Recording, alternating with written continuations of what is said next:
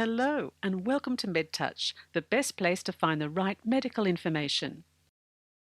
Smoking paralyzes tiny hair-like membranes in your airways, which are responsible for removing germs and other allergens from your respiratory system.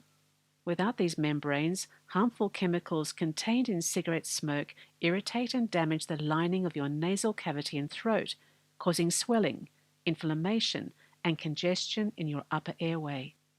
When your upper airway becomes obstructed, your ability to breathe becomes restricted, resulting in unwanted snoring. So, if you've been thinking about quitting, now's the time to start. Quitting has many benefits. Not only will it help you stop snoring, but it will also improve your overall health, and as a bonus, improve your relationship with your sleep-deprived partner. Once you've made a promise to quit, reach out to your doctor. Your doctor can help you come up with a quit plan, including prescribing you with nicotine replacement therapy to help manage your cravings. You can also reach out to your local 24-hour quit helpline for more information or extra support with quick starting your smoke-free journey.